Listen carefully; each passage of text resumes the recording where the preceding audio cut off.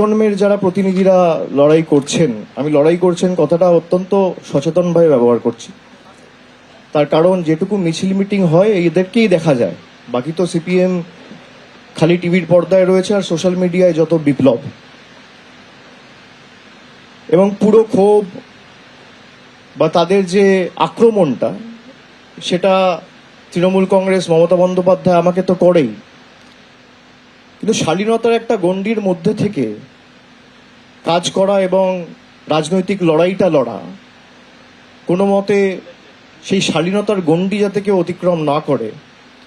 আজকালকার দিনের যারা সিপিএম এর প্রতিনিধিরা সোশ্যাল মিডিয়ায় বক্তব্য রাখছেন বা সমাজ মাধ্যমে বা সংবাদ মাধ্যমে যায়, তাদের অনেকের কথা আমি শুনি। ব্যক্তিগতভাবে আমি প্রতিকূলকে দেখেছি কোনোদিন তারা কোনো দলকে আক্রমণ করেনি, এবং বিজেপির বিরুদ্ধে আমাদের যে লড়াই, আমি যদি এসআইআর এর উদাহরণ নিয়ে বলি, যে আজকে এসআইআর বাংলা সহ 12টা রাজ্যে হচ্ছে। এই এসআইআর এর পদ্ধতিগত যে ত্রুটিগুলো রয়েছে এগুলো নিয়ে যদি কেউ সরব হয়ে থাকে একমাত্র তৃণমূল হয়েছে।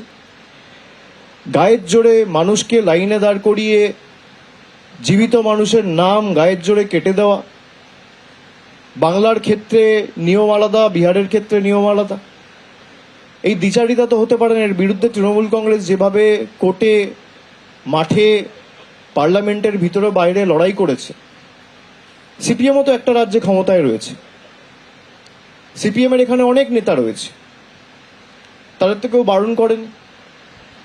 আমাদের হাত শক্তিশালী করতে বলছি, আপনারা পৃথকভাবে লড়ুন। কেরালায় তো তৃণমূল নেই, কেরালায় তো সিপিএম আছে, সেখানে সিপিএম নেতাদের ভূমিকা কি? আজকে যারা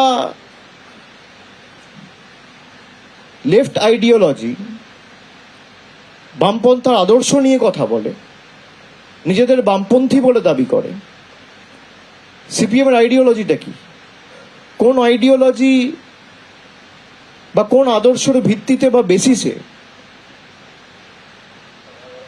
আপনার পার্টির কোন আইডিওলজি আপনাকে সুযোগ দেয় বা আপনাকে বলে যে হুমায়ুন কবিরের মতো লোকের সাথে বসে আপনাকে জোট করতে হবে বা ডিল করতে হবে? কোন আইডিওলজির ভিত্তিতে 2021 সালে, যেখানে আপনি কেরালায় কংগ্রেসের বিরুদ্ধে লড়াই করছেন, সেখানে একই সময়, একই দিনে, একই মাসে, একই সপ্তাহে, একই দিনে, একই টাইমে বাংলায় কংগ্রেসের সাথে লড়াই করছে? কোন আইডিওলজির বেসিসে? কোন আইডিওলজির বেসিসে আপনারা লক্ষ্মীর ভাণ্ডারের মতো সহায়তাকে ভিক্ষা বলেন? কোন আইডিওলজির বেসিসে একটা প্রান্তিক মানুষকে যে সরকার চাল, ডাল, আর্থিক সাহায্য সহযোগিতা পৌঁছে দিচ্ছে, তাদেরকে ভিক্ষুক বলেন বা ছোট করে খাটো করে দেখেন? কোন আইডিওলজির বেসিসে?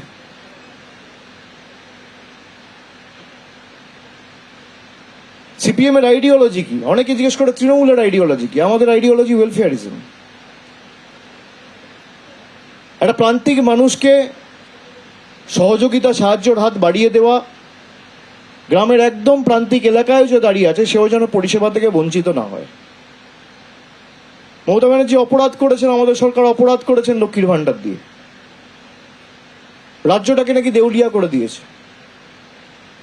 34 বছর যারা ক্ষমতায় ছিল, ঋণের পরিসংখ্যান ছিল 2,04,000 কোটি টাকা। কাউকে তো ভাতাও দেননি, দুটো মাল্টি সুপার স্পেশালিটি হাসপাতাল করেননি, 4টে বিশ্ববিদ্যালয় করেননি। কোন আইডিওলজির বেসিসে আপনি কম্পিউটার বন্ধ করেন? আইডিওলজিটা কি আমি জানতে চাইছি। এবিপি আনন্দ, এগিয়ে থাকে, এগিয়ে রাখে।